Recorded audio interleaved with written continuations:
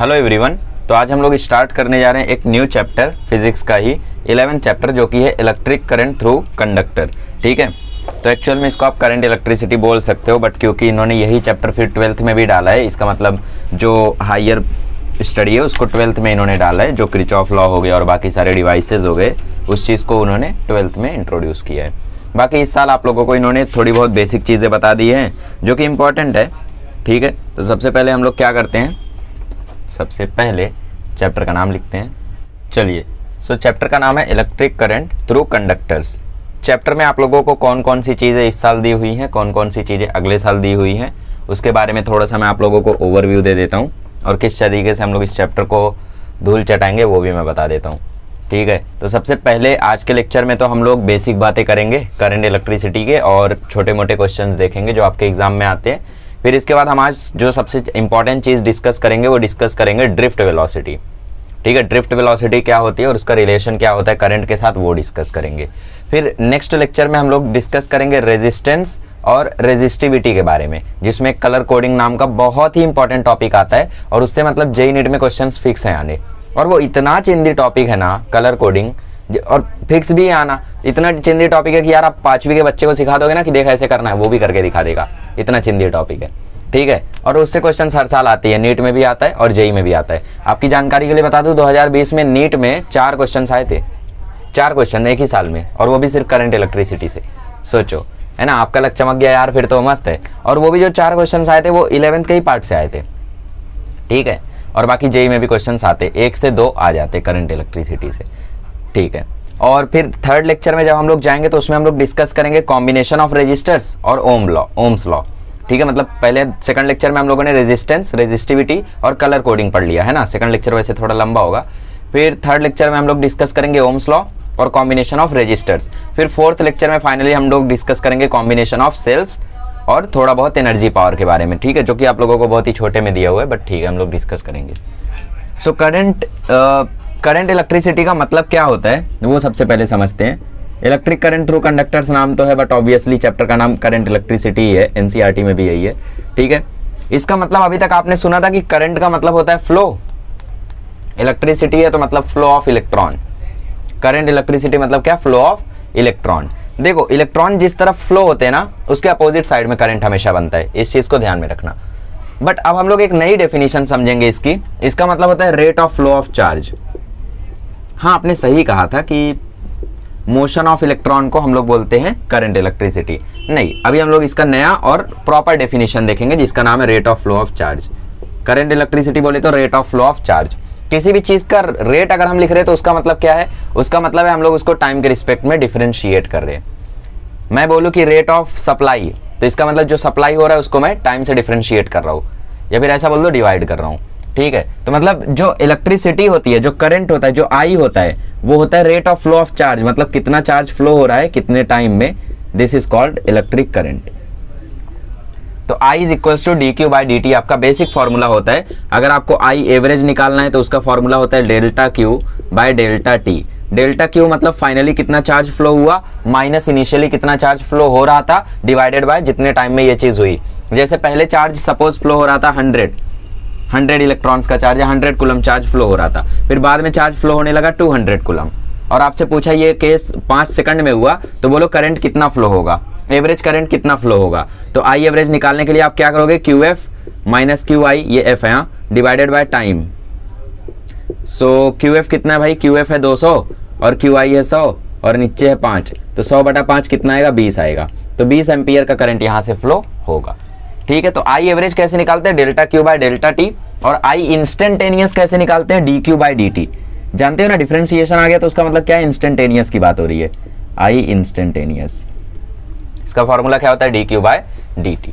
ठीक है, अच्छा, अब इसी का आप लोगों ने एक और फॉर्मूला देखा होगा, I is equals to Q by T. तो ये वही चीज है यार, I is equals to Q by T.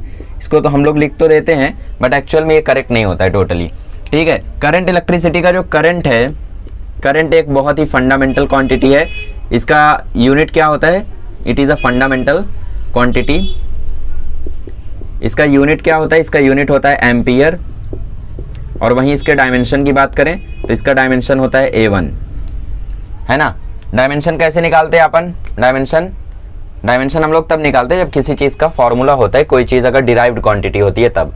ये तो फंडामेंटल क्वांटिटी है, इसका तो सब कुछ फिक्स्ड है भाई। लेंथ है तो लेंथ का डायमेंशन कैसे निकालोगे, वो तो ऑलरेडी फिक्स्ड है। L1 टाइम है, उसका डायमेंशन कैसे निकालोगे, वो तो ऑलरेडी फिक्स्ड है T1, है ना। तो इन सबका डायमेंशन हम लोग पता रहता है, फंडामेंटल क्वांटिटी है। तो ऐसी करंट भी एक फंडामेंटल क्वांटिटी है और इसका यूनिट होता है एम्पियर A1। ठीक है, चलिए इतनी बातें हो गई। अब यहाँ पे हम लोग डिस्कस करते हैं कि जो करंट इलेक्ट्रिसिटी है यहाँ पे आप लोगों का, उसमें मतलब देखो कुछ इंपॉर्टेंट फॉर्मूले होते हैं जो बचपन में हम लोगों ने देखे थे बट हम उन्हें भूल चुके हैं। तो वो इंपॉर्टेंट फॉर्मूले मैं एक बार लिख देता हूँ आप लोगों को, एक एक करके हम लोग सबके बारे में डिस्कशन करेंगे। देखो W इज इक्वल्स टू होता है VQ, V is equals to होता है IR और Q इज इक्वल्स टू होता है IT। ये IT छोटे में क्यों लिखा, चलो ठीक है पाप हो गया। T तो वैसे छोटा ही रहता है। इसका मैंने कोडवर्ड आप लोगों को बताया था 10वीं में। W का दोस्त विक्की, विक्की है वीर। क्यों वीर है, क्योंकि वो ईट करता है, खाना खाता है। ठीक है, सो ये निमोनिक है इसका। So W equal to VQ, V equal to IR, Q equal to IT। अब इसी I को यहाँ पे रहने दो, T को नीचे लेकर जाओ तो I का फॉर्मूला हो जाएगा Q बाय T। ठीक है, अच्छा आप लोग बोलो यार यहाँ से फॉर्मूला क्यों नहीं बनाते I equal to V by R। नहीं, ये ओम्स लॉ है आप लोगों का, इसको जानते रहोगे। ये क्या है आप लोगों का, ओम्स लॉ है। बट ये चीज कैसे आई, ये बहुत ही कॉम्प्लेक्स है। और अगर मैं इसकी बात करें तो ये चीज सिंपलर है, ये आप लोगों को समझ में आ जाएगा। ओम्स लॉ के बारे में जब हम लोग डिस्कशन करेंगे, अभी मैं डेरिवेशन करूंगा जब, तो आप लोग समझ जाओगे कि क्यों ये इतना कॉम्प्लेक्स है। V इक्वल टू IR बस देखने में लगता है, वो काफी ज्यादा भारी चीज है। ठीक है, अच्छा और एक इंपॉर्टेंट बात, यहाँ पे सभी क्वांटिटीज के बारे में आपको नॉलेज रहना चाहिए, कौन क्या है। ठीक है, तो सबसे पहले मैं आप लोगों को बता देता हूँ, W है वर्कडन, वर्कडन का यूनिट होता है जूल और इसके डायमेंशन वही होते हैं L2 M1 T-2। Q है यहाँ पे चार्ज, चार्ज का यूनिट होता है कूलम्ब। ठीक है, V है यहाँ पे पोटेंशियल डिफरेंस, या पोटेंशियल बोल दो, पोटेंशियल डिफरेंस, और इसका यूनिट होता है वोल्ट। और R है यहाँ पे रेजिस्टेंस, रेजिस्टेंस का यूनिट होता है ओम। ठीक है, और I है यहाँ पे करंट, करंट के बारे में तो जान ही चुके हो, और करंट का यूनिट होता है एम्पियर। ये आप लोगों को जो टोपी जैसा दिख रहा है ये है ओम। वोल्ट को V से लिखते हैं, कूलम को C से, जूल को J से, ओम को इससे दिखाते हैं, एम्पियर को A से दिखाते हैं।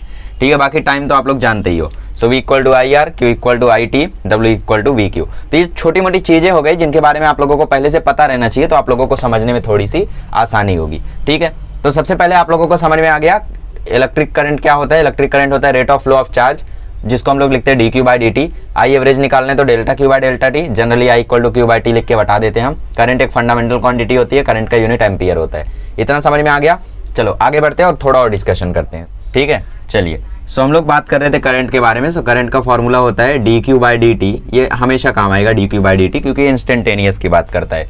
I एवरेज का फॉर्मूला होता है delta Q by delta T, और I का जो यूनिट है वो होता है एम्पियर। अच्छा, यहाँ से अगर आप लोग ध्यान से देखो तो I को हम लोग कूलम्ब पर सेकंड भी बोल सकते हैं। dQ मतलब चार्ज, चार्ज का यूनिट कूलम्ब, dt मतलब टाइम, टाइम का यूनिट सेकंड। इसको हम लोग कूलम्ब पर सेकंड भी बोल सकते हैं, बट कूलम्ब पर सेकंड ही क्या होता है, एम्पियर होता है। अब आप बोलोगे एम्पियर तो यहाँ पे कूलम्ब और सेकंड पर डिपेंड कर रहा है, तो ये फंडामेंटल क्वांटिटी कैसे हुआ। देखो फंडामेंटल क्वांटिटी कैसे हुआ, इसका थोड़ा सा आप लोगों को मैं विजुलाइज कराना चाहूंगा। देखो I इक्वल टू क्या होता है, Q बाई टी, और Q क्या होता है, Q होता है IT। सो IT देखो TT कट गया, बचा क्या, I ही बचा, है ना। तो I किसी पर कभी भी डिपेंड नहीं करता है, समझ रहे हो, फंडामेंटल क्वांटिटी है वो। और अगर आप लोग इसका डायमेंशन निकालना भी चाहोगे तो भी वो I ही आएगा। आपको Q का डायमेंशन पता है, चार्ज का डायमेंशन आपको पता है क्या। देखो मैं थोड़ा सा आप लोगों को यहाँ पे डायमेंशनली इसको एनालाइज करा देता हूँ। देखो W इज इक्वल्स टू होता है VQ, Q is equals to होता है W बाई V।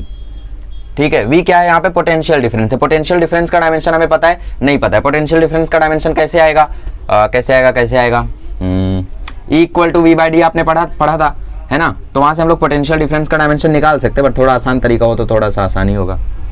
ठीक है, कुछ और देखते हैं। ठीक है, E equal to V by D था ना, और E का आप लोगों ने डायमेंशन देखा था। E क्या होता है, F बाई Q होता है ना। तो इसका डायमेंशन आएगा L1 M1 T-3 और A-1, ये E का डायमेंशन। इसमें आप D को मल्टीप्लाई कर दो तो V का डायमेंशन मिल जाएगा। D क्या है, डिस्टेंस, डिस्टेंस मतलब L1, तो ये इससे मल्टीप्लाई होगा तो L1 जब यहाँ पे मल्टीप्लाई होगा तो ये L1 और L1 मिलके L2 हो जाएगा। तो ये किसका डायमेंशन हो गया, ये डायमेंशन हो गया V का। तो V का डायमेंशन नीचे डालो और W का डायमेंशन ऊपर डालो। W का डायमेंशन क्या होता है, वर्क डन का डायमेंशन क्या होता है, L2 M1 T-2, और यहाँ पे आप लोग V का डायमेंशन डालो तो V का डायमेंशन है L2 M1 A-1 और T-3। ठीक है, अरे Q equal to I T होता है यार, सीधा सीधा तो हमें डायमेंशन पता था, फालतू में हम लोग इतना झंझट किए। फिर भी देखो आंसर वही है, L2 कट गया, M1 कट गया, a की पावर -1 ऊपर गई तो a की पावर +1 हुई, t की पावर -2 + 3 t की पावर 1 हो गई। तो a1 t1 किसका डायमेंशन है यहाँ पे? Q का डायमेंशन है ना। तो Q का डायमेंशन क्या हो गया? a1 t1। देखो a1 t1, नीचे क्या है dt मतलब टाइम, ये भी t1 t1 कट गया, देखो i का डायमेंशन आया a1। ठीक है, तो ये फालतू बातें थी, थोड़ी सी हम लोग इधर उधर घूमने लगे थे। ठीक है, Q का डायमेंशन निकालने के लिए IT आपके पास सीधा सीधा फॉर्मूला है, बट कोई बात नहीं, हो जाता है कभी कभी। सो I इक्वल टू dQ/dt लिख दिया। अच्छा, अब इंपॉर्टेंट टॉपिक की बात करते हैं, is current a vector quantity. बहुत इंपॉर्टेंट टॉपिक है ये, हॉट टॉपिक है, is current a vector quantity. मतलब यार कई सारे लोगों के मन में ये सवाल रहता है कि क्या यहाँ पे करंट जो है क्या वो एक वेक्टर क्वांटिटी है? क्यों? क्योंकि करंट के पास मैग्नीट्यूड भी होता है प्लस डायरेक्शन भी होता है। मैंने आप लोगों को बोला इलेक्ट्रॉन के अपोजिट फ्लो करता है करंट, इसका मतलब करंट का भी कोई ना कोई डायरेक्शन होता है। जैसे मैं एक सर्किट बनाऊं तो यार ये मैंने सर्किट बना दिया, ठीक है, यहाँ से मैंने 5 एम्पियर का करंट फ्लो करा दिया, मान लो रेजिस्टेंस वगैरह नहीं है, ऐसे जनरली मैंने बनाया है। तो 5 एम्पियर का करंट मैंने बना दिया और मैंने डायरेक्शन भी दिखाई। यहाँ पे देखो, ये देखो, ये क्या है? ये डायरेक्शन है, डायरेक्शन भी दिखाई मैंने यहाँ पे। तो डायरेक्शन दिखाने का मतलब क्या हुआ? वेक्टर क्वांटिटी है। हाँ, बट करंट को तो हम लोग डायरेक्टली ऐड कर देते हैं। कैसे? जैसे यहाँ से आ रहा है 5 एम्पियर करंट, यहाँ से आ रहा है 3 एम्पियर करंट, यहाँ से आ रहा है 2 एम्पियर करंट, तो यहाँ से कितना जाएगा? देखो 5 यहाँ से आ रहा है, 3 यहाँ से आ रहा है, 2 यहाँ से आ रहा है, तो ऑब्वियसली यहाँ पे 10 एम्पियर करंट जाएगा। हाँ यार, जोड़ स्केलर की तरह रहे हैं और हम डायरेक्शन दिखा रहे हैं वेक्टर की तरह, तो ये स्केलर है या वेक्टर क्वांटिटी है करंट? तो देखो फाइनल आंसर यही है कि एक स्केलर क्वांटिटी है। No, it is a scalar quantity. Current कैसा क्वांटिटी है? स्केलर क्वांटिटी ही है। और इसका रीजन सिंपल है। सिंपल रीजन कैसे हो, मैं प्रूफ करके आप लोगों को दिखाता हूं तो आप लोगों को मजा आएगा। देखो 3 एम्पियर का करंट सपोज यहां से आया और 3 ही एम्पियर का करंट सपोज यहां से आया एंगल 60 डिग्री पर, तो यहां से कितना करंट जाएगा? 3 एम्पियर यहां से, 3 एम्पियर यहां से, तो 6 एम्पियर जाएगा। बट अगर एक करंट वेक्टर क्वांटिटी है तो इसको हम लोग वेक्टर की तरह जोड़ेंगे, और वेक्टर की तरह जोड़ने के लिए हम लोग फॉर्मूला लगाएंगे a² + b² + 2ab cos theta. Vector ऐसे निकालते ना, तो a² मतलब 3 का स्क्वायर 9, 3 का स्क्वायर 9, 2ab मतलब 2 3 या 6 3 या 18, cos 60 कितना होता है? 1/2, तो 2 से ये 9 कैंसिल, 9 + 9 + 9, आंसर आया 9√3। सॉरी ज्यादा हो गया, आंसर आया 27, और 27 को लिखते हैं हम लोग 3√3। तो यार यहाँ पे तो तुमने आंसर 6 एम्पियर लिखा है और वेक्टर से तो 3√3 आ रहा है, तो कौन सा करेक्ट है? यही करेक्ट है। बट वेक्टर से तो 3√3 आ रहा है, इसका क्या? हाँ, यही कंसेप्ट है। नहीं समझे? कंसेप्ट यही है कि ये एक स्केलर क्वांटिटी इसलिए है क्योंकि ये वेक्टर अलजेब्रा को फॉलो नहीं करता है, because it does not follow vector algebra. मतलब वेक्टर के जितने भी नियम बनाए गए हैं उनमें से किसी को भी नहीं मानता ये। स्केलर की तरह जोड़ता है, स्केलर की तरह घटता है, स्केलर की तरह रहता है, ठीक है, और वेक्टर की तरह ये कुछ नहीं करता है। वेक्टर कैसा होता है? नेगेटिव भी होता है, बट करंट नेगेटिव होता है क्या? नहीं। तो वेक्टर अलजेब्रा को ये फॉलो नहीं करता है। Though it has direction, it is a scalar quantity, though it has direction,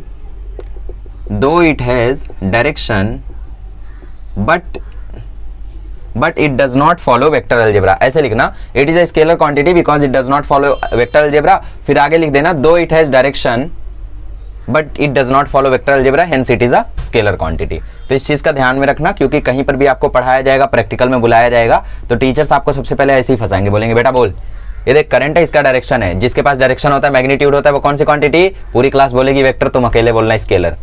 तो पूरी क्लास तुम्हारे ऊपर पहले हंसेगी फिर रोएगी। ठीक है, तो क्योंकि करेक्ट आपने आंसर दिया ना। जब कोई एक ही बच्चा करेक्ट आंसर देता है और क्लास मजाक उड़ा ले, फिर वही करेक्ट निकल जाए, तो फिर मजा आ जाता है, पीक लेवल का प्लेजर मिलता है ना। जैसे मेरे साथ एक बार हुआ था ऐसा क्लास में कि मतलब सर ने कुछ तो पूछा, अब पूरी क्लास ने अलग आंसर दिया और मैंने अलग आंसर दिया। अब क्लास को पता था कि बंदे ने बोला है तो हो सकता है सही हो, बट फिर भी 2-3 लोग हंसने लगे, बोलते ये क्या बोल रहे हैं। फिर पता चला सर ने बोला वही करेक्ट है।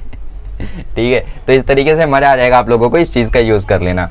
अच्छा ठीक है, इतना तो समझ में आ गया, करंट स्केलर क्वांटिटी और बाकी सब ऐसा ऐसा होता है। अच्छा, अगर इसी चीज को मैं ऐसे बनाऊं तो 5 एम्पियर करंट यहाँ से जा रहा है, 3 एम्पियर करंट यहाँ से आ रहा है, 2 एम्पियर करंट यहाँ से आ रहा है, तो बताओ यहाँ पे कितना करंट जाएगा? यहाँ से समझ सकते हो कि 3 2 5 एम्पियर करंट आ रहा है, बट वही 5 एम्पियर करंट चला भी जा रहा है, तो यहाँ पे बचा कितना? 0। ठीक है, तो ये कैलकुलेशन वगैरह किरचॉफ लॉ में आप अगले साल करोगे। किरचॉफ का पहला लॉ एक्चुअल में यही है, ठीक है, तो आप लोग करोगे इस चीज को, टेंशन मत लो। आगे बढ़ते हैं और अब हम लोग क्वेश्चन सॉल्व करते हैं I is equals to D Q by D T पे। चलिए, so I is equals to D Q by D T पे आपको कैसे कैसे क्वेश्चन आ सकते हैं। ऐसे क्वेश्चन पूछेगा, if Q is equals to 3t square plus 4t then find current at t is equals to 4 second, t is equals to 4 second. ठीक है, ऐसे क्वेश्चंस आप लोगों को वो पूछेगा। मुझे ठीक से तो याद नहीं है, बट मे बी शायद ये क्वेश्चन जेई के 2020 पेपर में आया था। जेई के 2000 जेई मेंस का जो 2020 में पेपर हुआ था उसमें शायद, मैं श्योर नहीं हूँ बिकॉज मैंने ये क्वेश्चन देखा तो था। अब ये क्वेश्चन इसी फॉर्म में था या अलग फॉर्म में था वो मुझे ठीक से याद नहीं है, बट ये क्वेश्चन आया था ऐसे ही टाइप का, यही था एक्चुअल में शायद। ठीक है, डेटा नहीं बट ऐसा ही था। सो कैसे निकालते इसको यार, आई इंस्टेंटेनियस निकालना है, डिफरेंशिएट कर दो, टाइम के रिस्पेक्ट में दिया हुआ है। अच्छा, पता कैसे चलेगा कब डिफरेंशिएट करना है, कब डायरेक्टली क्यू बाई टी करना है? देख लो ना, ये देखो यहाँ पे टी स्क्वायर है, इसका मतलब आप जब टी की वैल्यू 0 डालोगे करंट 0 मिलेगा, आप टी की वैल्यू 1 डालोगे करंट 7 मिलेगा, आप टी की वैल्यू 2 डालोगे तो आप लोगों को करंट 20 मिलेगा। मतलब जो यहाँ पे क्यू चार्ज यहाँ पे वो 20 मिलेगा, है ना। तो अलग अलग टाइम पे आप लोगों को अलग अलग चार्ज मिल रहा है, सो सॉरी करंट नहीं चार्ज। 2 डालोगे तो देखो 4 3 या 12, 4 2 या 8, 12 प्लस 8 20 मिला। 3 डाल दोगे तो क्या हो जाएगा, 3 डाल दोगे तो 39 एम्पियर मिल जाएगा, है ना।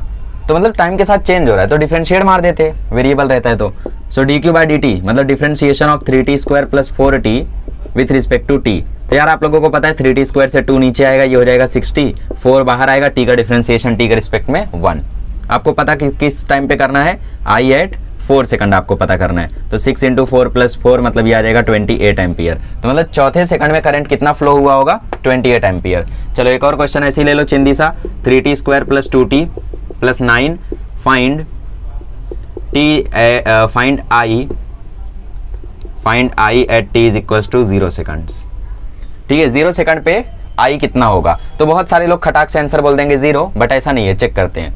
ठीक है, देखो I इज इक्वल्स टू आएगा D Q by D T, मतलब इसका डिफरेंशिएशन आप करोगे तो D differentiation of 3t square plus 2t plus 9, 3t square का डिफरेंशिएशन हो जाएगा 60, 2t का डिफरेंशिएशन हो जाएगा 2, 9 का डिफरेंशिएशन हो जाएगा 0।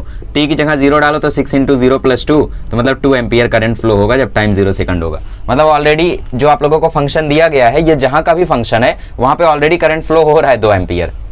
मतलब सर्किट अभी स्टार्ट नहीं हुआ है, टाइम स्टार्ट नहीं हुआ है, बट करंट ऑलरेडी फ्लो हो रहा है 2 एम्पियर। आप स्टार्ट कर दोगे तो और भी ज्यादा फ्लो करने लगेगा। तो ऐसे क्वेश्चन संभाले ना, डायरेक्टली आंसर मत बोलना 0 दिया तो 0 आएगा। देखो 2 आ गया। ठीक है, आगे बढ़ते हैं और ऐसे टाइप के और 2-3 क्वेश्चंस देखते हैं। चलिए, सो और क्वेश्चंस देख लेते हैं हम लोग। सपोज आप लोगों को दिया है Q is equals to 4t square plus 3t plus 2 और आपको बोला है find I eight 4 second and find I average from 0 to 4 second. ठीक है, तो दोनों क्वेश्चंस आप लोगों को सॉल्व करने, सॉल्व कर दो खटाक से। चिंदी है यार, मे बी आप I एवरेज में थोड़ा सोच में पड़ जाओ, बट ये वाला तो निकाल ही लोगे ना।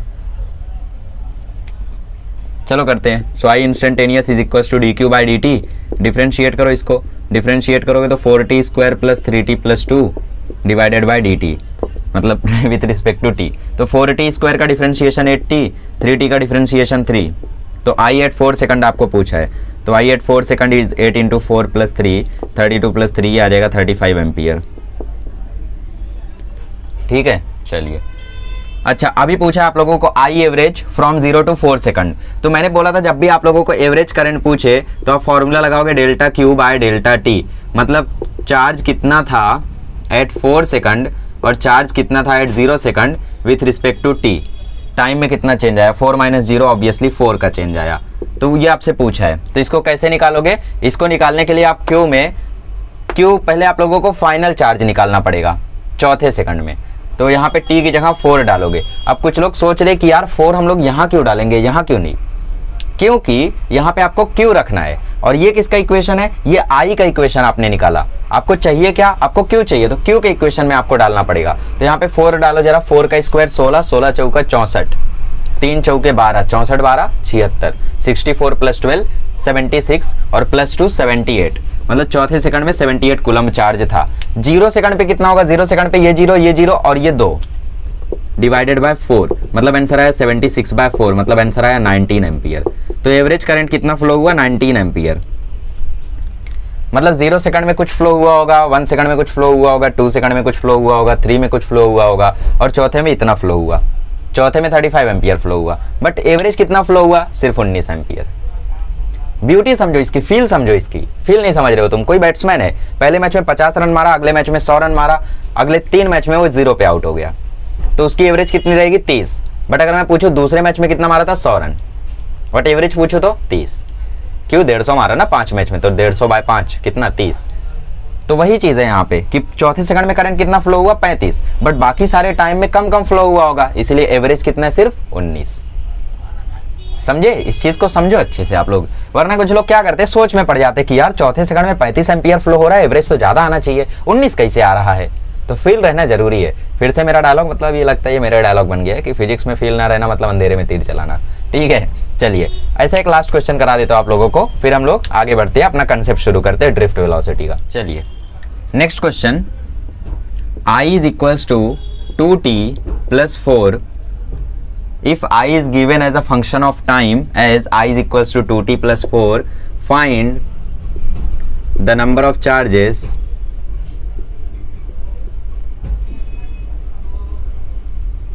flown मतलब फ्लो किया है ना, उसका third form, flown from 0 to 2 seconds, also find number of electrons that flown।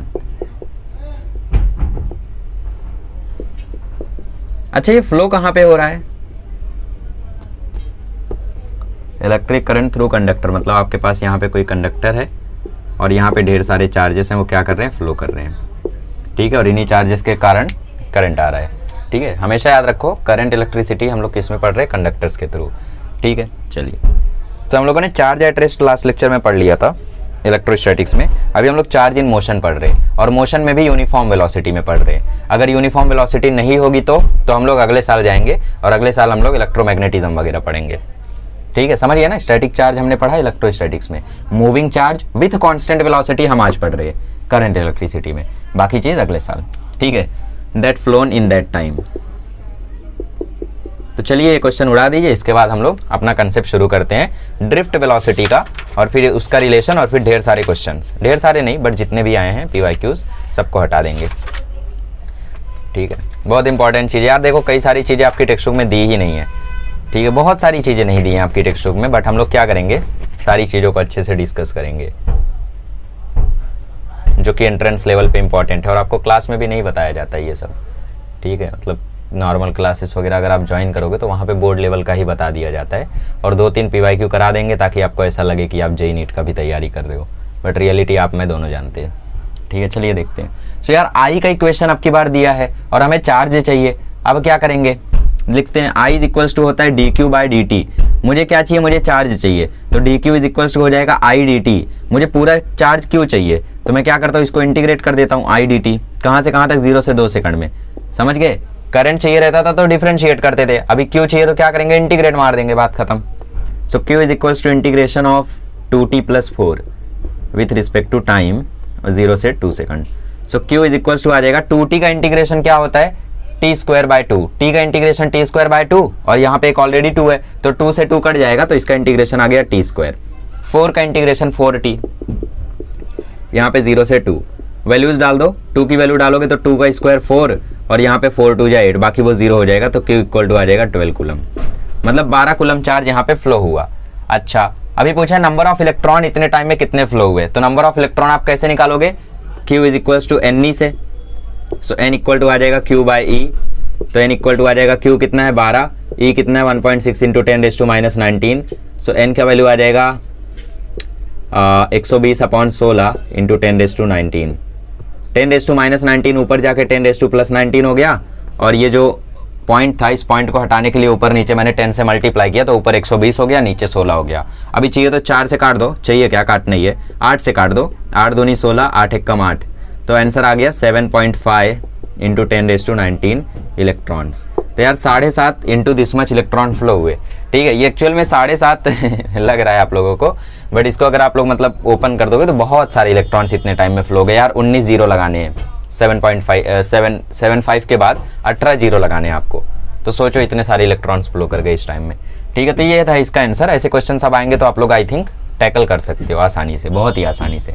ठीक है, तो हम लोग आगे बढ़ते हैं और शुरू करते हैं अपना ड्रिफ्ट वेलोसिटी का कहानी। चलिए, तो कोशिश करते हैं हम लोग समझने की ड्रिफ्ट स्पीड को, या ड्रिफ्ट वेलोसिटी बोल दो। एक्चुअल में कुछ टीचर्स मतलब इसको ऐसा समझाते हैं कि यार देखो इलेक्ट्रॉन है, और इलेक्ट्रॉन को जब भी हम लोग मतलब कंडक्टर है, कंडक्टर में क्या है, इलेक्ट्रॉन्स है, ऑब्वियस सी बात है, कंडक्टर है तो इलेक्ट्रॉन्स होंगे। अब उसको जब हम लोग इलेक्ट्रिक फील्ड में रखते हैं तो इलेक्ट्रॉन्स अपना मोशन परफॉर्म करते हैं, बट उस इलेक्ट्रिक फील्ड के फोर्स के कारण जो इलेक्ट्रॉन होते हैं वो थोड़े से ड्रिफ्ट हो जाते हैं। जैसे रिवर स्विमिंग प्रॉब्लम में आपने देखा होगा कि यार ऐसे दो साइड्स हैं, है ना, और इनके बीच में बंदा कूदा, और बंदे के कूदते ही यहाँ पे क्या हुआ, तूफान आने लगा। तो बंदा सीधा जाना चाहता था, बट रिवर के कारण, रिवर के फ्लो के कारण बंदा जो है वो टेढ़ा होके जाएगा, थोड़ा ऐसे जाएगा और इस साइड कहीं पे पहुंचेगा, है ना। तो मतलब ये क्या हो गया, ड्रिफ्ट हो गया। और इस ड्रिफ्ट की डिस्टेंस कितनी थी, ये थी, काइनेमेटिक्स याद आ रहा है, ये ड्रिफ्ट की डिस्टेंस थी, है ना।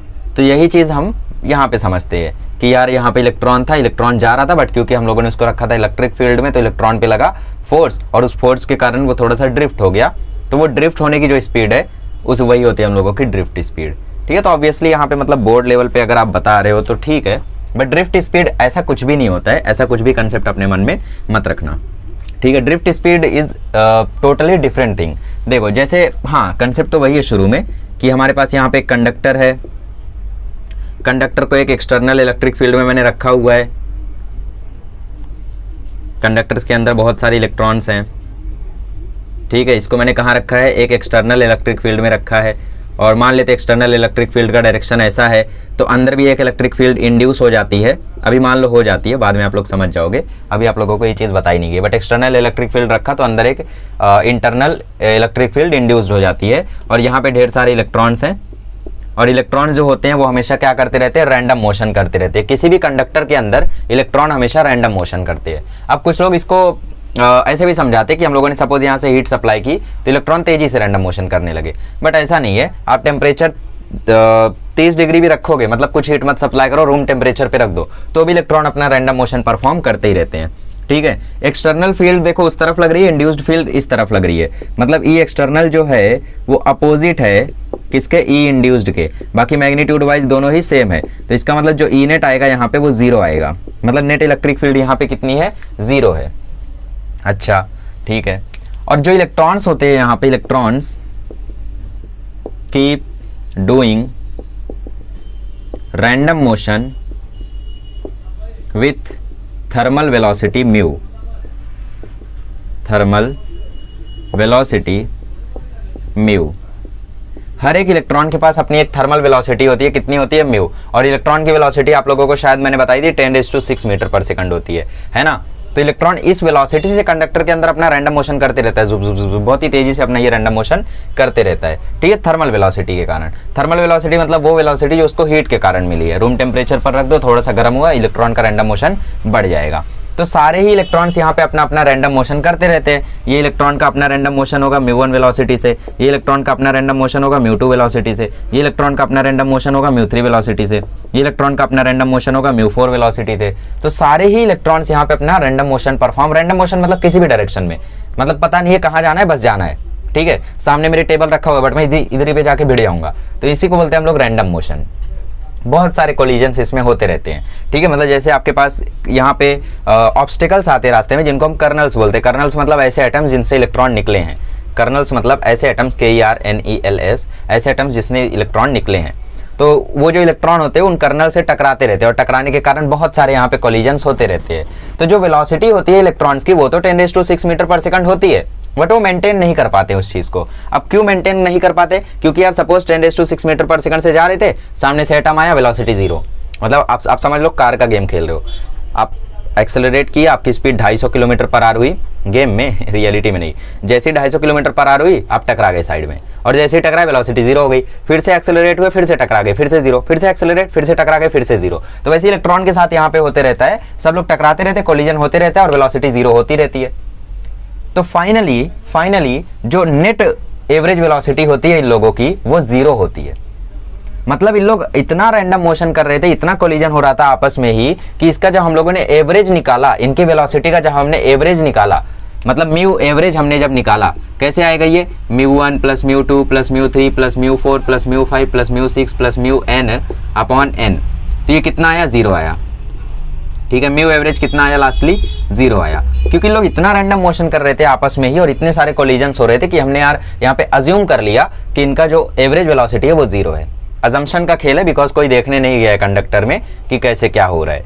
ठीक है, मतलब सबने देखा कि यार ऐसा ऐसा केस है, इलेक्ट्रॉन ऐसे मूव कर रहा है, ऐसे ऐसे करंट पैदा हो रहा है, तो सबने अपनी अपनी कहानी बनाई कि ऐसा ऐसा हुआ होगा, ऐसा ऐसा हुआ होगा, तो ऐसा हो रहा है। अब कुछ कुछ एक्सपेरिमेंट ने सपोर्ट किया, कुछ कुछ एक्सपेरिमेंट ने सपोर्ट नहीं किया, बट जिसकी कहानी बेस्ट थी उसकी कहानी मान ली गई। तो वही एक कहानी है ये भी। तो यहाँ पे हम लोगों ने मान लिया कि जो एवरेज वेलोसिटी है वो 0 है, और ऐसा माना भी जा सकता है। क्यों माना जा सकता है, क्योंकि सब लोग अपना रैंडम मोशन कर रहे हैं और इतने कोलिजन्स हो रहे हैं वहां पे कि जो एवरेज वेलोसिटी है, नेट वेलोसिटी है, वो 0 आ रही है, सबकी वेलोसिटी जोड़े तो। ठीक है, इतना समझा आप लोगों को। ठीक है, अच्छा अभी देखो यहाँ पे इलेक्ट्रिक फील्ड जो इंड्यूस हुई है वो इस डायरेक्शन में है, और ये किसकी बात हो रही है, ई नेट की, ये इनसाइड द कंडक्टर की बात हो रही है, कंडक्टर के इनसाइड। कंडक्टर के इनसाइड ई नेट कितना है, 0 है। ठीक है, अभी देखो इलेक्ट्रिक फील्ड इस साइड इंड्यूस हुई है, तो इसका मतलब पॉजिटिव चार्जेस यहाँ होंगे और नेगेटिव चार्जेस यहाँ होंगे, तो इलेक्ट्रॉन किस तरफ भागेगा, उस तरफ भागेगा, ऑब्वियस सी बात है, पॉजिटिव चार्ज की तरफ। ठीक है, तो यहाँ पे क्या होगा, धीरे धीरे चार्ज एक्यूमुलेट होना चालू होगा। क्यों, इलेक्ट्रिक फील्ड के कारण, है ना, जो इलेक्ट्रिक फील्ड इंड्यूस हुई है। अच्छा, इतनी बात तो हमें समझ में आ गई। अभी तक हम लोगों ने इतना समझ लिया कि जो एवरेज नेट वेलोसिटी होती है वो 0 होती है, यहाँ पे इलेक्ट्रिक फील्ड है, इलेक्ट्रॉन का फ्लो चालू है। ठीक है, अब अगर इसी कंडक्टर को मैं कनेक्ट करा दूं वायर से, तो इसी कंडक्टर को अगर हम लोग वायर से कनेक्ट कर दें, देखो कैसे, ध्यान से समझो ये। ठीक है, लास्ट में तो देखो आपको एक छोटा सा फॉर्मूला बताऊंगा, वही रटना है, बट क्योंकि आप लोगों को थोड़ा सा यहाँ पे समझ में आना चाहिए, इसलिए पूरा बताना जरूरी है। ठीक है, देखो अभी इसी कंडक्टर को मैंने क्या किया, सर्किट से कनेक्ट कर दिया। यहाँ पे आप लोगों के लिए मैं वायर लेके आया, यहाँ पे प्लस, यहाँ पे माइनस। ठीक है, इसको मैंने कर दिया कनेक्ट। सो इस प्लस है तो यहाँ पे भी प्लस आएगा, यहाँ भी माइनस आएगा, यहाँ पे नेगेटिव चार्ज, यहाँ पे पॉजिटिव चार्ज, और ये ई एक्सटर्नल जो थी वो है उस तरफ। अभी देखो इसके कारण क्या होगा, इसके कारण जो इलेक्ट्रॉन्स होंगे ना, उनके ऊपर एक फोर्स लगेगा।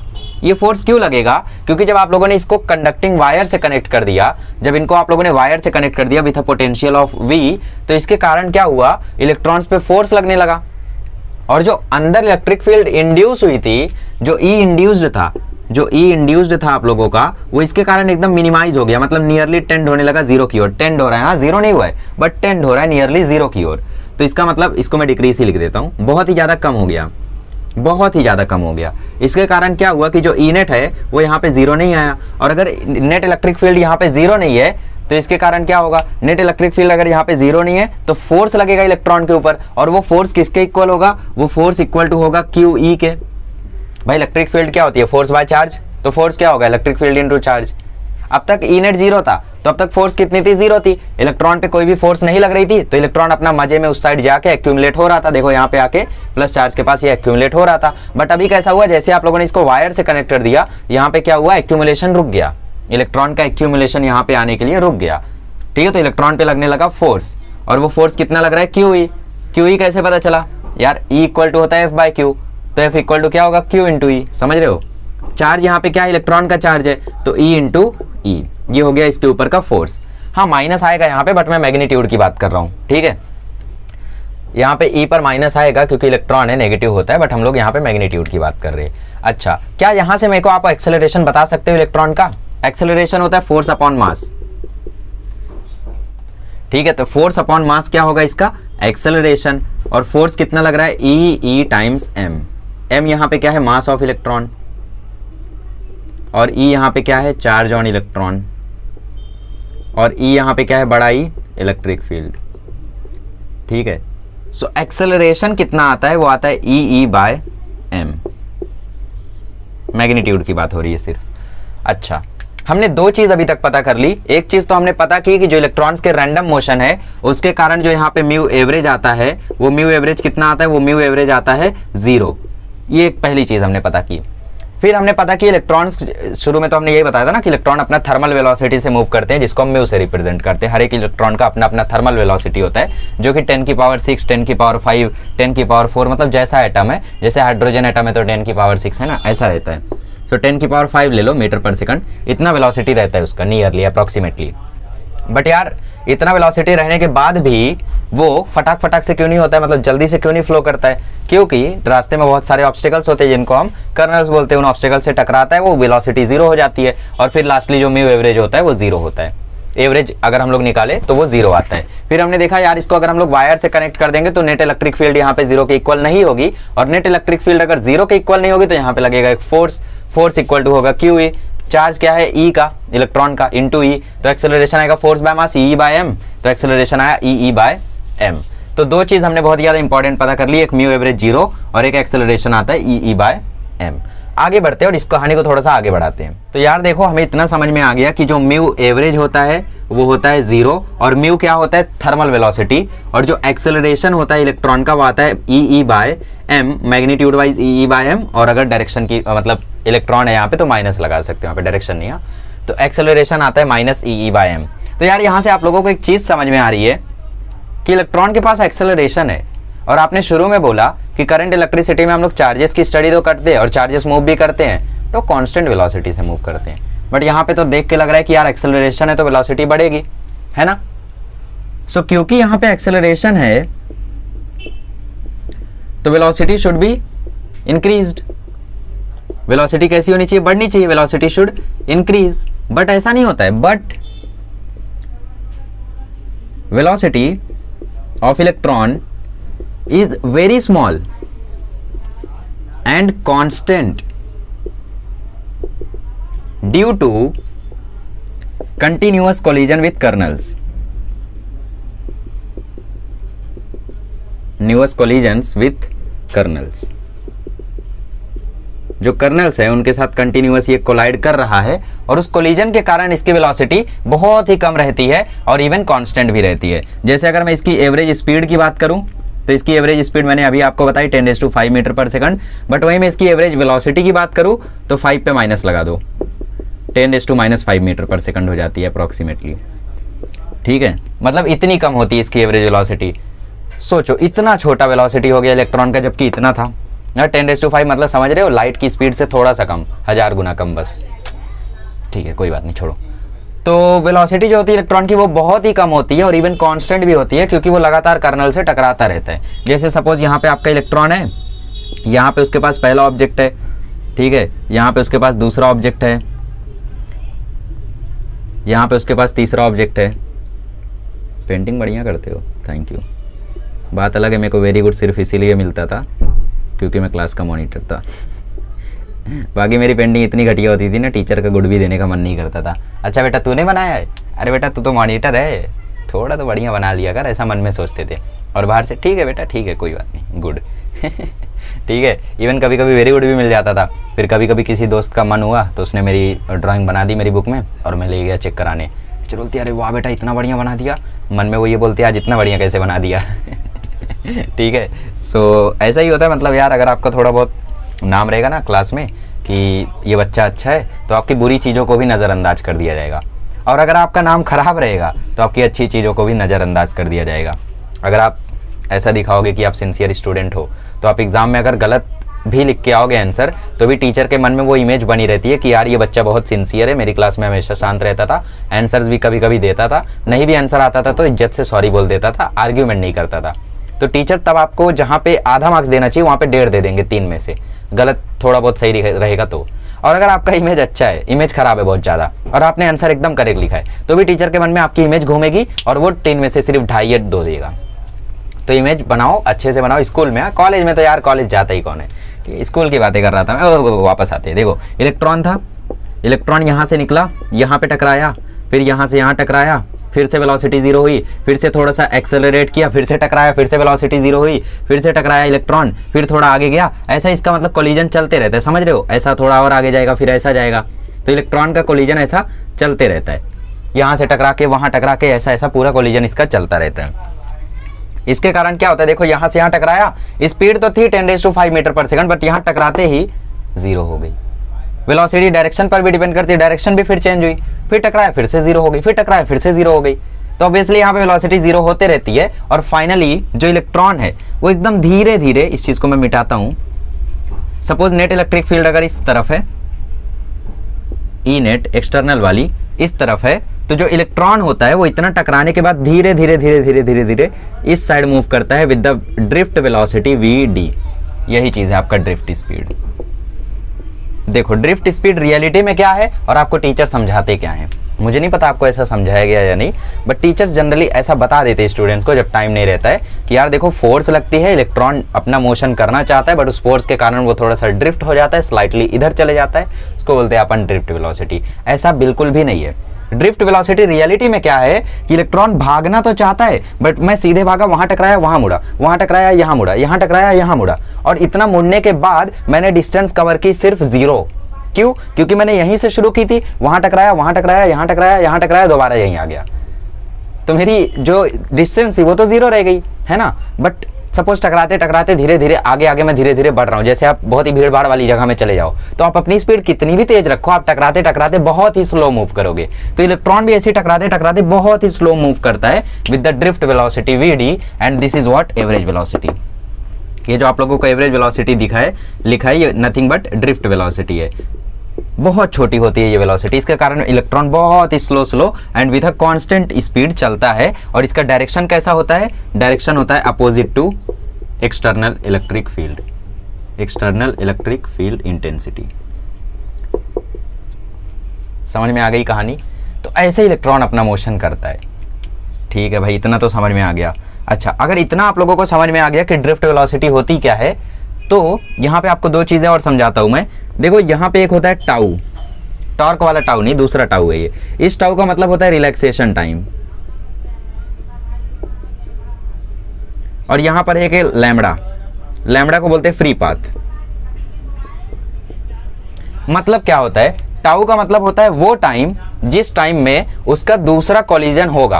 पहला कोलिजन अगर 1 सेकंड पे हुआ, अगला कोलिजन उसका 1.5 सेकंड में होगा, तो 0.5 सेकंड का जो टाइम है उसको बोलते हैं रिलैक्सेशन टाइम। कि मतलब उस टाइम में 1 से 1.5 सेकंड के बीच में इसका कोई भी कोलिजन नहीं हुआ, तो उसको बोलते हैं अपन रिलैक्सेशन टाइम। लैम्बडा मतलब फ्री पाथ, दो कोलिजन के बीच में, यहां से यहां कोलाइड होने के बीच में जो ये डिस्टेंस है इसको अपन बोलते हैं लैम्बडा, फ्री पाथ। ठीक है, तो लैम्बडा यहाँ पे क्या होता है? लैम्बडा होता है आपका फ्री पाथ, मतलब distance between two collisions, between two successive collision बोलो, मतलब एक के बाद एक वाले। ऐसा नहीं है कि मतलब पहला कोलिजन और 10वां कोलिजन ले लिया और उसको लैम्बडा बोल रहे हो, फ्री पाथ बोल रहे हो, नहीं। दो कोलिजन, पहला और दूसरा। फिर टाउ क्या होता है? टाउ होता है रिलैक्सेशन टाइम। रिलैक्सेशन टाइम मतलब यार रिलैक्स कर ले, अभी तेरा थोड़ी देर बाद कोलिजन होगा। तो जैसे आपका एक बार ओरल हुआ और आपको 2-3 झापड़ मारा गया, ठीक है, और झापड़ मारने याद बोला गया जा दोबारा याद करके आ, फिर मैं तेरा दोबारा ओरल लूंगा। तो आप गए याद करने, तो आपका रिलैक्सेशन टाइम है कि यार अभी झापड़ नहीं पड़ने वाला है, थोड़ा रिलैक्स कर लेता हूँ, फिर कोलिजन होगा, फिर झापड़ पड़ेगा, है ना। बट याद नहीं करोगे, बहुत अच्छे। Ultra legion, sigma rule, sigma male, पता नहीं क्या क्या ला के रखा है। Time between two successive collisions. दो नई क्वांटिटीज आपके सामने आ गई हैं। आई होप आप लोगों को ये क्वांटिटीज समझ रही होंगी। अच्छा, यहां से अगर मैं आपसे पूछूं कि चलिए, सो यहां पे हम लोग बात कर लेते लैम्बडा एवरेज की, मतलब लैम्बडा मीन की, मीन फ्री पाथ, जो कि होता है lambda 1 plus lambda 2 plus lambda n upon n। फिर यहीं पे होता है tau average, average relaxation time, ये रेल मतलब रिलैक्सेशन टाइम, जो कि होता है tau 1 plus tau 2 plus tau 3। क्या ये भी 0 होता है? बिल्कुल नहीं, टाइम कहाँ से 0 होगा। मीन फ्री पाथ भी 0 नहीं होता है, बिकॉज वो डिस्टेंस की बात कर रहा है। ठीक है, तो ये होता है लैम्बडा एवरेज जो कि होता है मीन फ्री पाथ, और ये होता है टाउ एवरेज जो कि होता है average relaxation time, real time नहीं, रिलैक्सेशन टाइम, जो कि होता है सारे कोलिजन्स का सम अपॉन जितने कोलिजन हुए वो। और एवरेज मीन फ्री पाथ मतलब जितने पाथ हुए वहाँ पे, जितने रास्ते थे कोलिजन के बीच में, जितनी डिस्टेंसेस थी, सबको जोड़ो, डिवाइड कर दो नंबर ऑफ डिस्टेंसेस से। तो ये होता है लैम्बडा एवरेज, टाउ, लैम्बडा, ये सब नई नई चीज़ें हैं जिनको आप लोगों को थोड़ा सा ग्रैस्प करना है। बस लास्ट टॉपिक आ ही गया है, अब आप लोग समझ जाओगे ड्रिफ्ट वेलोसिटी। ठीक है, नोट कर लो। ठीक है, सो हमने दो नई क्वांटिटीज़ देख ली, एक टाउ, एक लैम्बडा। ठीक है, average relaxation time tau average, mean free path lambda mean, और लैम्बडा क्या है? Free path. टाउ क्या है? एवरेज, टाउ सिर्फ रिलैक्सेशन टाइम यहाँ पे। अच्छा, अब मुझे तो यहाँ पे देखो कई सारे इलेक्ट्रॉन्स होंगे। सपोज ये आप लोगों का इलेक्ट्रॉन है, ये यहाँ पे मूव कर रहा है, इससे टकराया, टकराने में जो फ्री पाथ है वो टाउ लैम्बडा है, और जो रिलैक्सेशन टाइम है वो टाउ है। ये आपका पहला इलेक्ट्रॉन, तो टाउ 1 लैम्बडा 1। फिर ये आपका दूसरा इलेक्ट्रॉन जो कि जा रहा है वेलोसिटी μ2 से, ये जा रहा था μ1 से, ये टकराया देखो लैम्बडा इससे,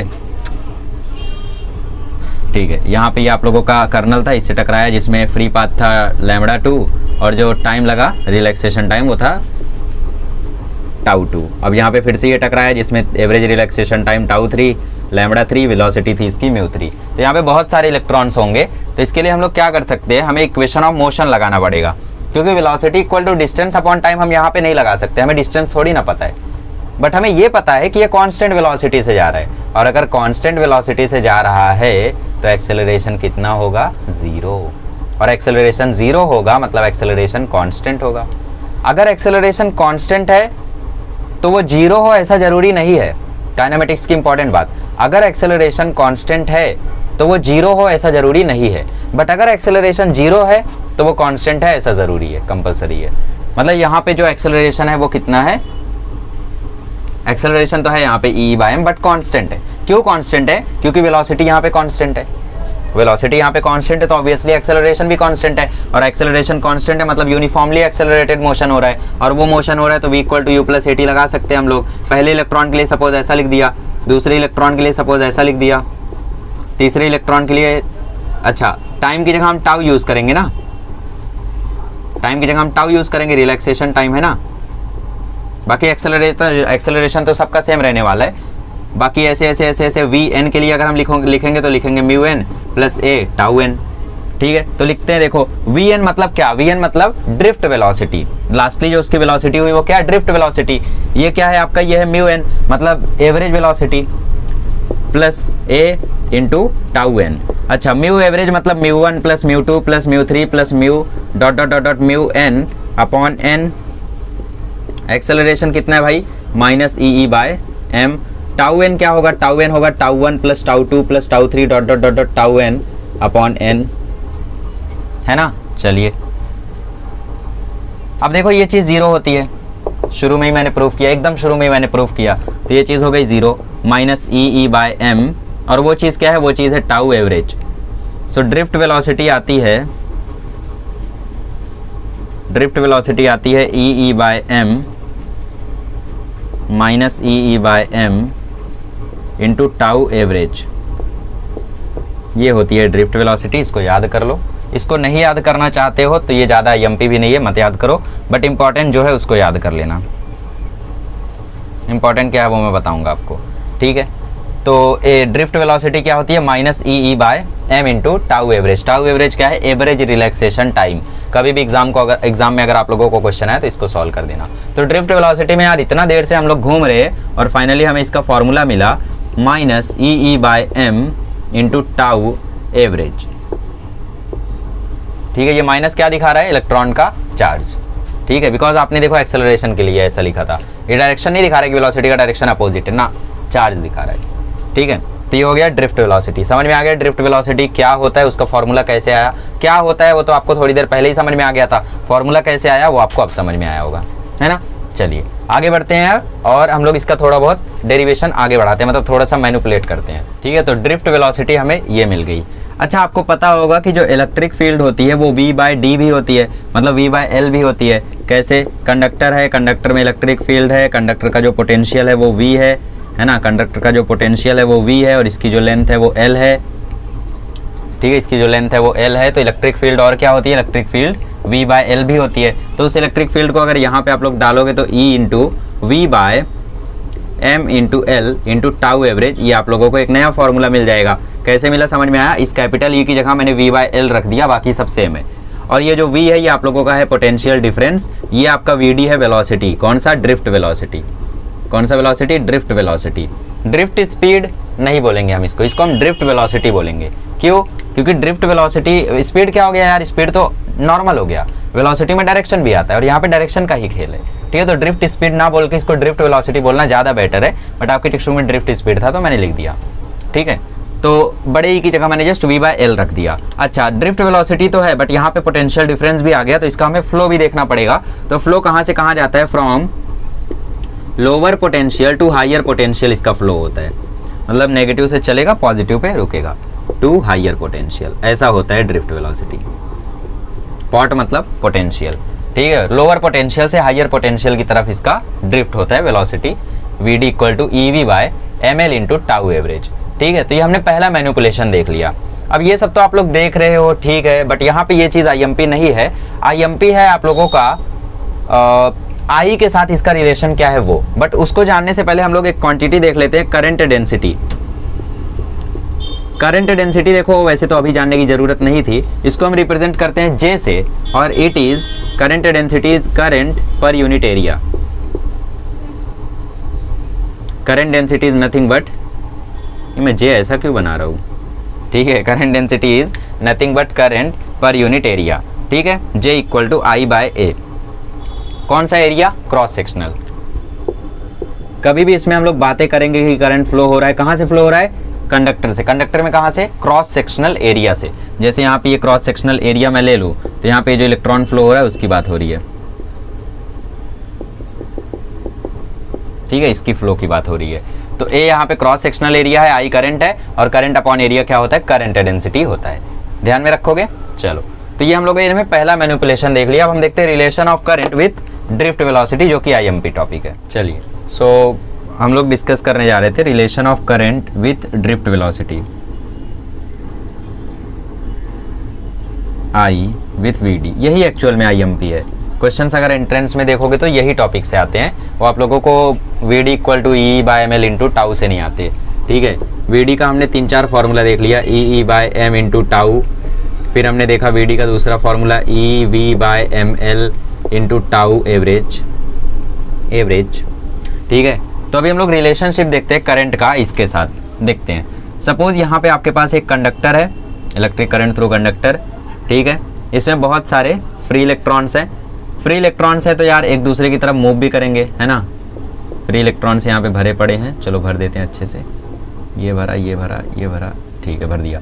सो फ्री इलेक्ट्रॉन्स है यहाँ पे, और हमने यहाँ पे इसको कनेक्ट कर रखा है पोटेंशियल से, प्लस से माइनस, इस साइड प्लस इस साइड माइनस, ठीक है।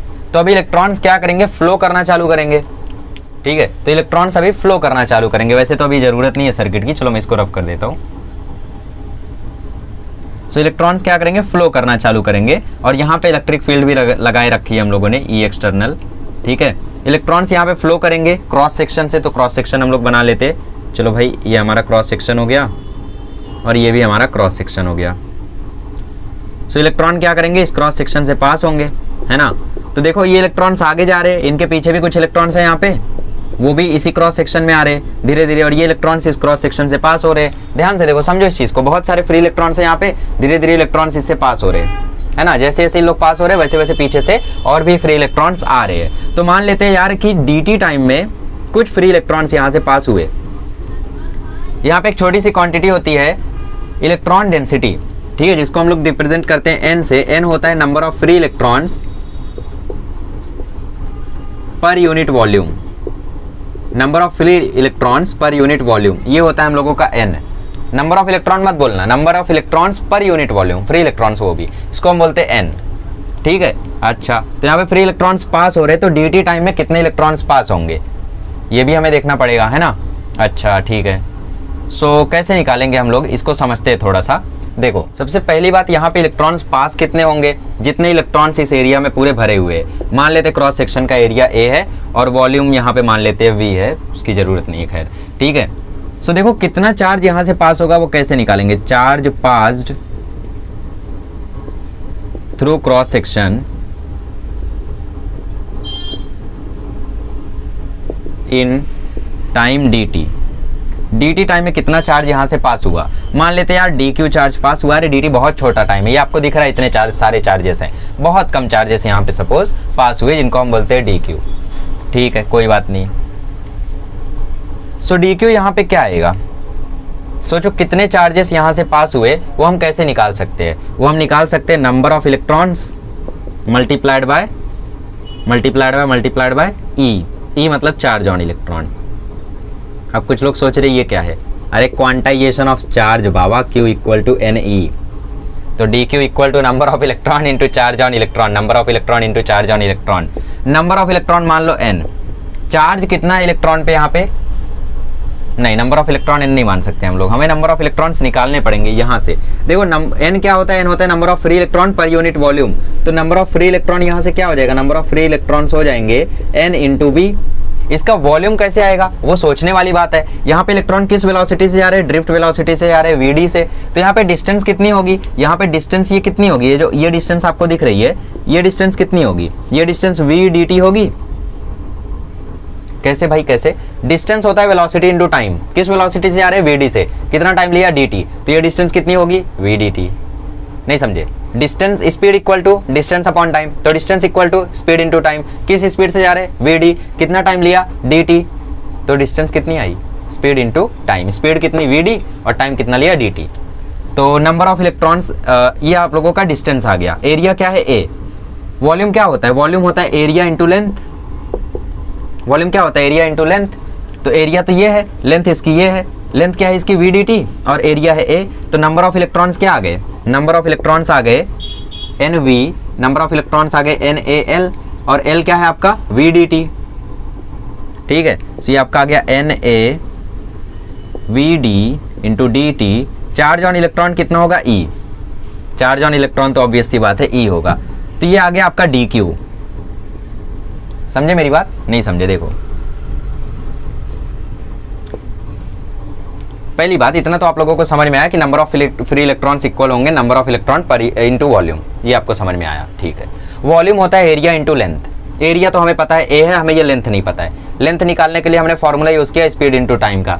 स्पीड थी इलेक्ट्रॉन की वी डी, डिस्टेंस का टाइम लगा उसको डी टी, तो डिस्टेंस आई वी डी टी। मतलब ये जो एल है ये कितना आया वी डी टी, और एरिया कितना है ए।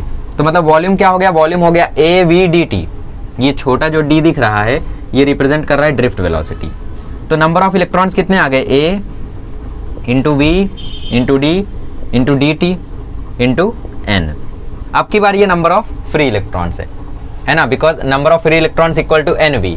तो एन क्या है यहाँ पे, एन है आप लोगों का number of free electrons per unit volume, और ये नंबर ऑफ फ्री इलेक्ट्रॉन्स थे।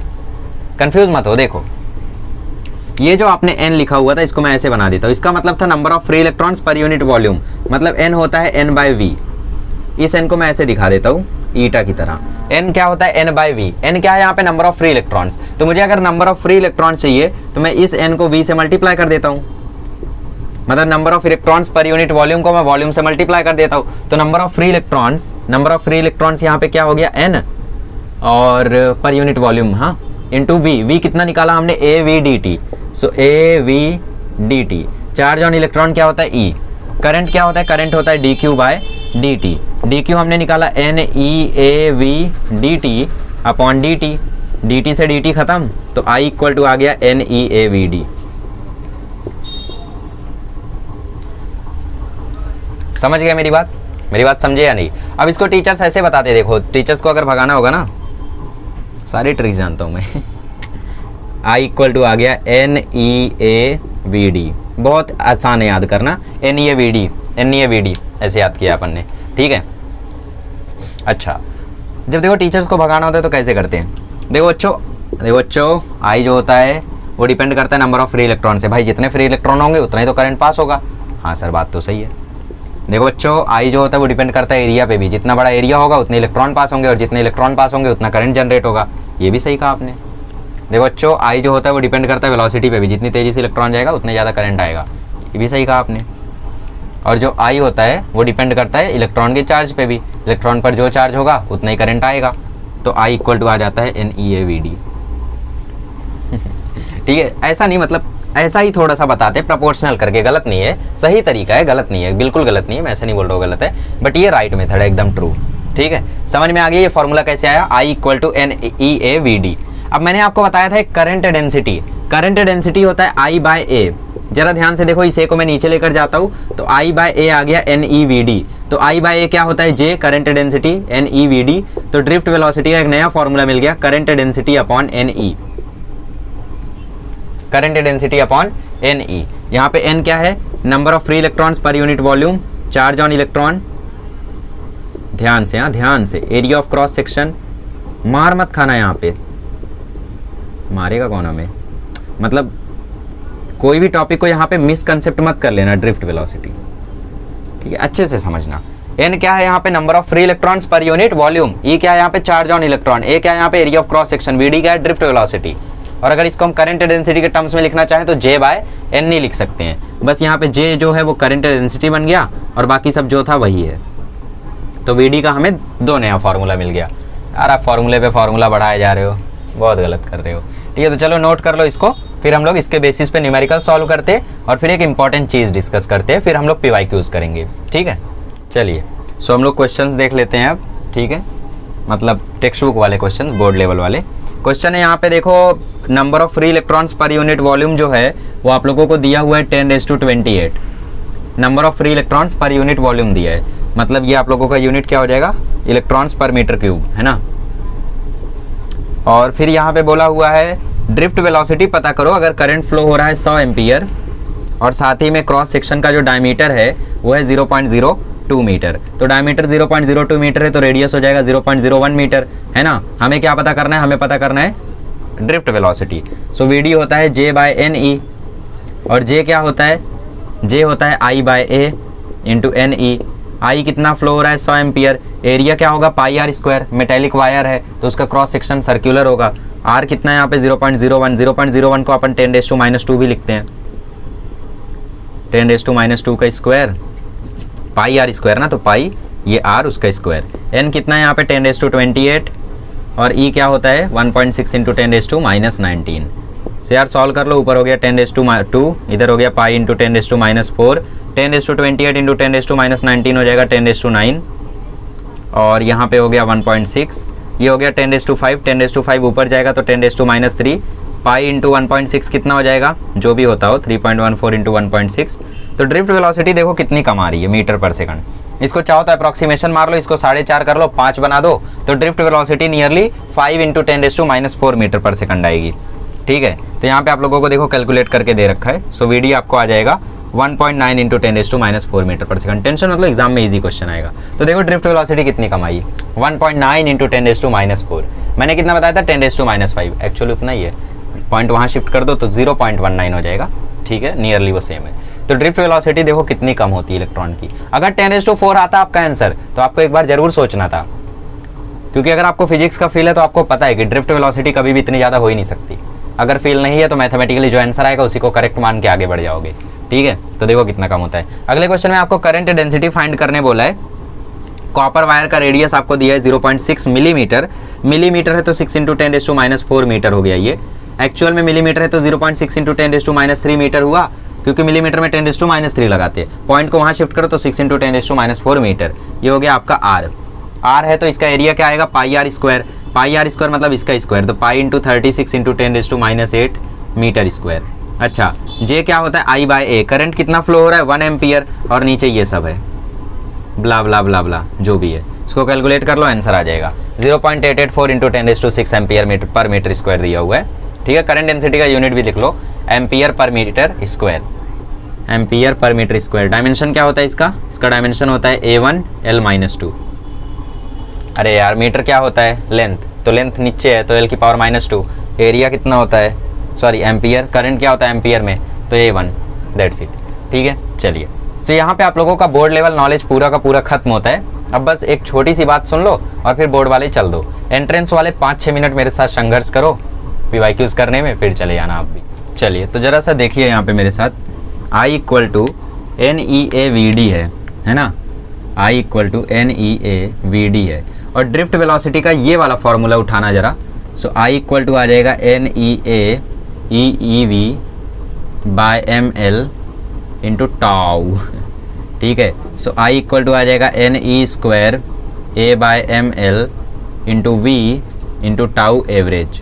सबको इस साइड कर लो तो I = आ जाएगा NE² A into tau average upon ml और इधर V, सबको उस साइड शिफ्ट कर दो। सो V = आ जाएगा ml upon NE² A into tau average और ये I। ज़रा ध्यान से देखो, मेरी बातों पे थोड़ा सा गौर करो।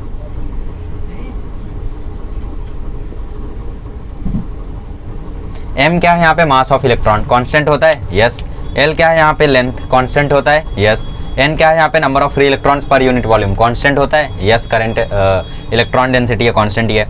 चार्ज ऑन इलेक्ट्रॉन कांस्टेंट है, एरिया कांस्टेंट है, टाउ एवरेज कांस्टेंट वैल्यू है। तो इसका मतलब ये सब कांस्टेंट है। तो इस कांस्टेंट को हटा के मैं यहाँ पे इसको प्रोपोर्शनैलिटी साइन लगा सकता हूँ। तो देखो V आ गया डायरेक्टली प्रोपोर्शनल टू I, और V directly proportional to I ही क्या है आपका, Ohm's law. Here's your Ohm's law. तो क्या इसका मतलब हम ये समझे कि जो V equal to I R होता है उसमें जो रेजिस्टेंस होता है उस रेजिस्टेंस की वैल्यू ये है। यस, आपका जो रेजिस्टेंस होता है उसकी वैल्यू होती है M L by N E A square N E square A into tau average. ये होता है रेजिस्टेंस का वैल्यू जो कि कांस्टेंट होता है। ठीक है, तो इस कहानी को हम आगे बढ़ाएंगे। फिलहाल आपको यहाँ पे थोड़ा सा फील देना चाहता था मैं कि ओम्स लॉ कैसे आया। तो यहाँ से आया, देखो ओम्स लॉ, ये सब चीज़ें कांस्टेंट थी तो इसको हमने प्रोपोर्शनलिटी साइन में बदल दिया, यहाँ पे आ गया आई। ठीक है, सो बोर्ड वालों के लिए बस इतना ही, आप मिलना अगले लेक्चर में। एंट्रेंस वालों के लिए मैं 2-3 क्वेश्चंस लाया हूँ, उनको हम कर लेते हैं, फिर हम लोग नेक्स्ट लेक्चर में मिलेंगे। ठीक है, चलिए सो ये आप लोगों को एक क्वेश्चन है और इस क्वेश्चन से बहुत ही धमाकेदार कंसेप्ट निकल कर आएगा कि mobility of a charged particle क्या होता है।